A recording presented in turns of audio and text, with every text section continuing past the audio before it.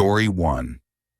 I've been a patrol officer for 8 years now, and most of our calls are pretty straightforward. Domestics, traffic stops, the occasional theft. But there's one call from about 2 years ago that I still can't explain. Officer Chen was my backup that night, and she refuses to talk about it to this day. It started around 200 hours on a Tuesday. I was working graveyard shift when dispatch came over with what sounded like one of those calls you'd normally write off as someone's imagination running wild. The caller reported multiple subjects on her property, holding a baby above their heads and chanting.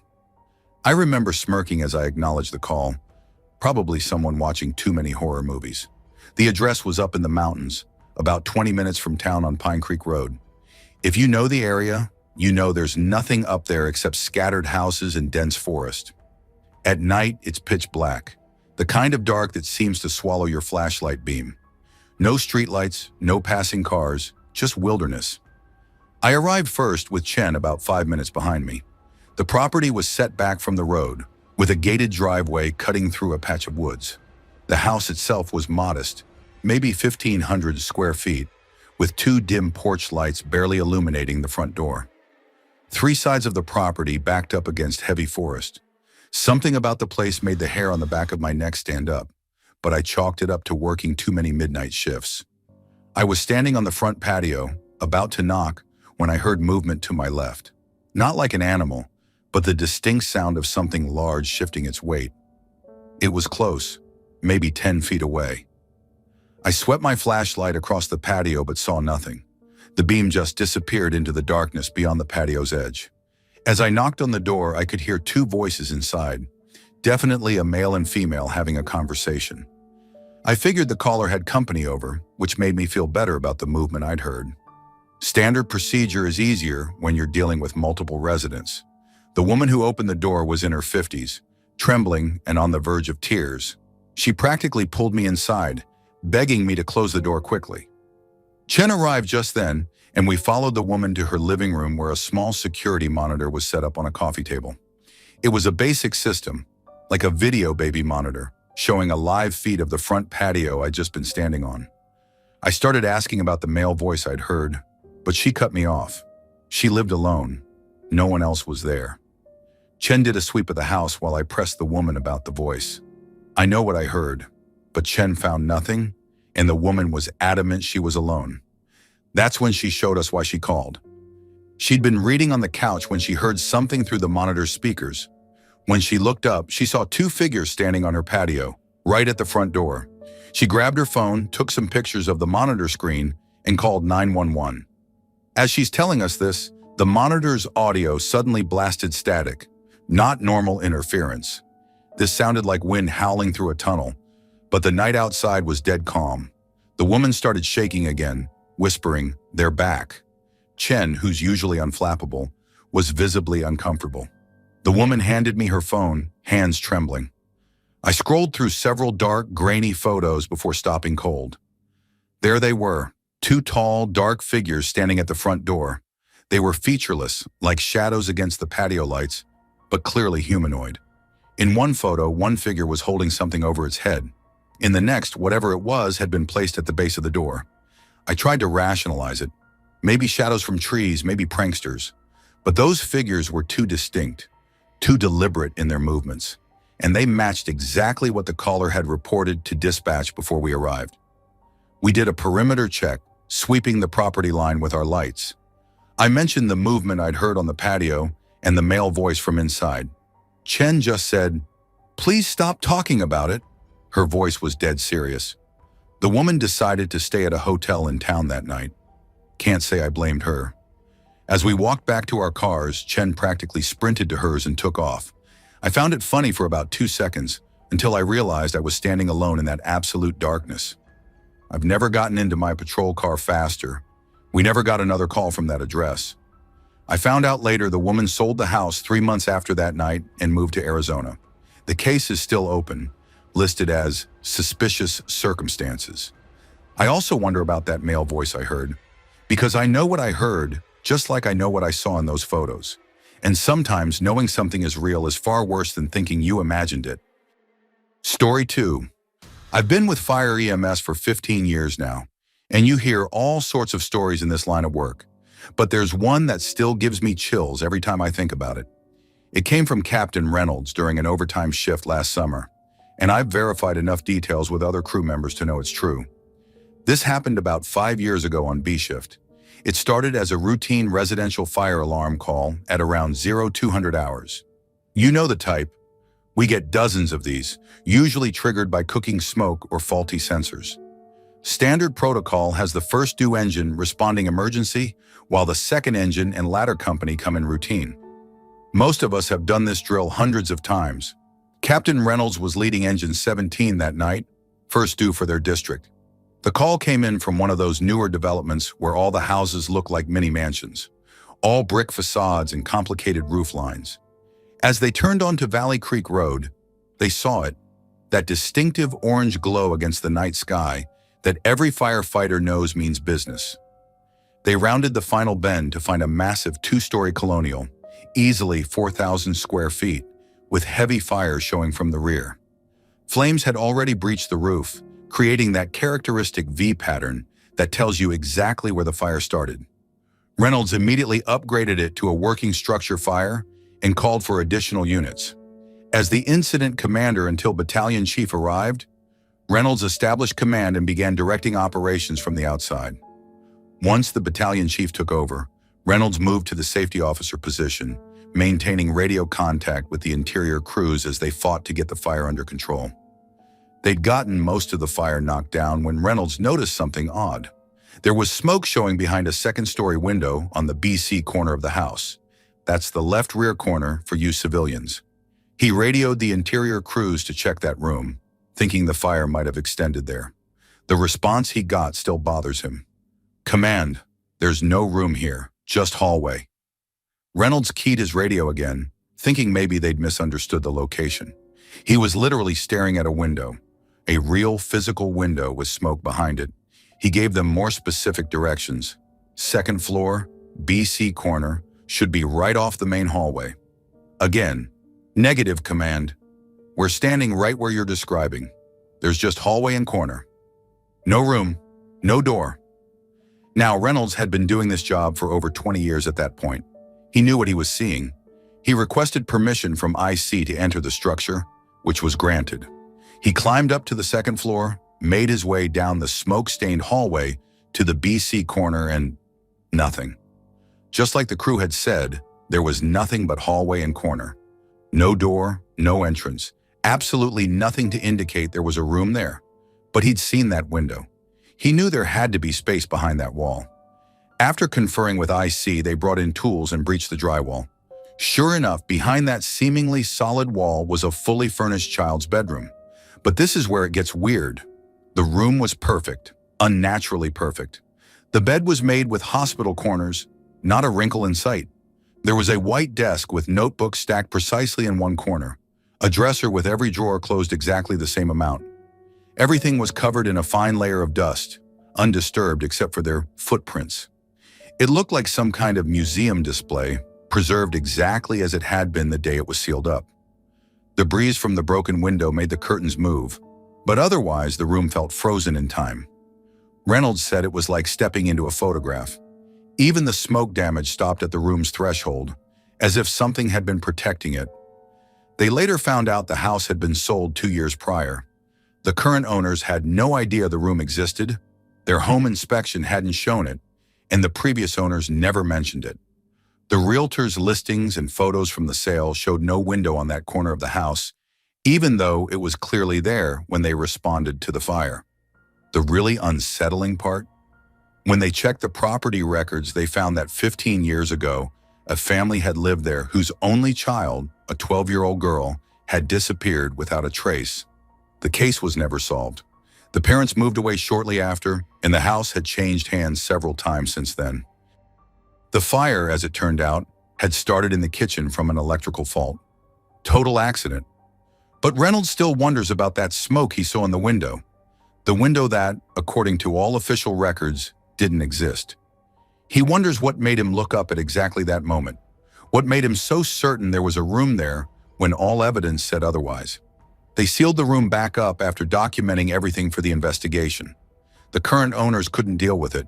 They sold the house a few months later at a loss. The new owners immediately renovated, tore out that entire section of the house. Now there's really no room there. Story 3, I've been with the police department for over 20 years now. But there's one call from my early days that I still can't explain. I'm not the type who believes in the supernatural. My job requires facts, evidence, and logical thinking. But sometimes things happen that make you question everything you think you know about how the world works. This happened back in 2003 when I was working the desk shift from 3 p.m. to 11 p.m. Our department was one of the few that still maintained an old hardwired alarm monitoring system. It was basically ancient technology even then, a relic from the 1960s when the police department had started offering alarm monitoring services to the community. By the time I started, we only had about a dozen properties still connected to it. The system was so integrated into our dispatch center that removing it would have meant tearing apart half the equipment, so we just kept it running. It was around 6:30 p.m. on a quiet Tuesday evening in October. Sarah, our first shift dispatcher, had just clocked in and was settling in for the night shift when the fire alarm signal lit up. The address was familiar, an old Victorian house on Maple Street, one of those well-maintained homes that had been in the same family for generations. I was grabbing my keys to head over to the fire department when our 911 line rang. The call was coming from the same address as the fire alarm. When I answered, there was nothing. No voice, no background noise, just dead air. In my experience, that usually means someone barely managed to dial before being overcome by smoke. I immediately radioed it in on Channel 3, the shared police and fire frequency, and ran for my squad car. I remember it was one of those perfect fall evenings, the kind where the air is crisp and the sunset makes everything look like it's glowing. When I pulled up to the house, Officer Martinez was already there. No smoke, no visible flames, nothing that would indicate an emergency. The house just sat there, peaceful in the early evening light. That's when we saw them coming up the street, an elderly woman in a wheelchair being pushed by her daughter, probably in her 60s. They introduced themselves as Margaret and Ellen Thompson. Margaret, the mother, had lived in that house since the 1950s. They'd just been out for their evening walk before dinner. I explained about the alarm and the 911 call. Ellen looked confused and told us they didn't even have an alarm system anymore. It had been disconnected years ago during some renovations. They only had basic smoke detectors now. Margaret, sitting quietly in her wheelchair, just nodded in agreement. Following protocol, Martinez and I did a walk around of the house. Everything seemed normal until we got to the back door off the kitchen. The moment we stepped onto the back porch, we could smell it. Natural gas, and lots of it. The odor was pouring out through the seams of the door. We got inside and found the source pretty quick. The gas line to the oven was cracked, filling the house with gas. Ellen remembered she'd spilled some coffee while making it for their walk and had to move the oven to clean up. She must have damaged the line when she pushed it back into place. Both phones in the house were still on their hooks, untouched. By this point, Fire Chief Sullivan had arrived. I'll never forget what happened next. The moment he saw Margaret and Ellen, his whole demeanor changed. This tough, seasoned firefighter walked over and hugged them both, tears in his eyes. That's when I learned the history. Margaret's husband, Robert Thompson, had been fire chief back in the 1940s and 50s. Ellen's husband, Michael, had been a firefighter too, serving the department for 30 years before passing away in 2001. Both men had dedicated their lives to protecting our community. Chief Sullivan later told me something that still gives me chills. The old alarm system, the one that was supposedly disconnected from the Thompson house years ago, he had personally overseen its disconnection in 1995. There was physically no way that house could have triggered our alarm system, and yet it did. And somehow someone or something had managed to dial 911 from a phone that was never touched. The gas leak would have reached critical levels within an hour. If Margaret and Ellen had come home from their walk and turned on any electrical switch, or even just the oven to make dinner, well, I've seen enough gas explosions to know what would have happened.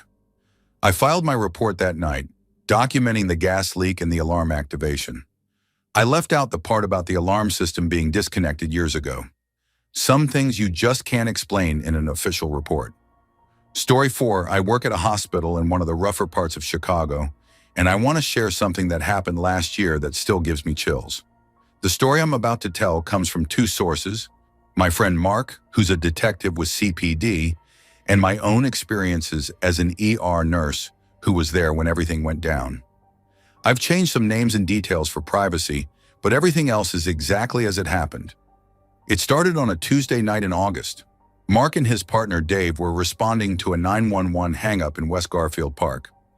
Nothing unusual about that. We get tons of those. What made this one stick out was the address. It was on a well-kept block that somehow managed to stay decent despite being surrounded by some of the roughest streets in the city. They pulled up to this neat two-story house around 11 p.m. Mark told me later that something felt off the moment they stepped onto the porch. Not dangerous exactly, but wrong somehow. Like when you're alone in your house at night and suddenly get the feeling you're being watched. The woman who answered the door was probably in her 60s, Caribbean, based on her accent. Everything about her seemed normal. She was wearing a floral house dress, had her gray hair tied back neatly, and was clearly annoyed about being disturbed so late. She explained she hadn't called 911, suggested it was probably those troublesome boys from down the street playing pranks again. Mark's been on the force for 15 years. He's worked homicide, dealt with gang violence, seen the kind of stuff that would give most people nightmares. But he told me that standing in that woman's living room, he felt genuine fear for the first time in his career. Not nervous or uneasy, genuine, primal fear. The kind that makes your lizard brain scream at you to run. The weird part was, there was absolutely nothing to be afraid of. The house was spotless, smelled like cleaning products and cooking spices. The woman was polite, if a bit short with them. No signs of anything illegal or dangerous. Just a normal house with a normal elderly resident. His partner Dave felt it too. Now Dave's not the type to spook easily. He did 3 tours with special forces before joining the police. But when they got back to their car, the first thing he said was, "Jesus Christ, I never want to go back in that house again." That's where my part of the story comes in. About 2 weeks before this happened, I was working the night shift in the ER when they brought in this kid, maybe 16 or 17. Let's call him Marcus. He came in with severe abdominal pain that quickly progressed to multiple organ failure. I've been a nurse for 12 years, and I've never seen anything like it. His body was just shutting down, system by system, with no apparent cause. We ran every test we could think of. No poison, no trauma, no infection we could detect. His tox screen came back clean. But this perfectly healthy teenager was dying in front of us, and nothing we did made any difference. His parents were hysterical, begging us to save him, but medically speaking, there was no reason for what was happening. Around 3 a.m., his parents disappeared for about an hour. When they came back, they seemed different, calmer but in a resigned way, like people who've made a deal they're not proud of. Within the next hour, Marcus's condition began to improve. By morning, every failing organ had mysteriously recovered.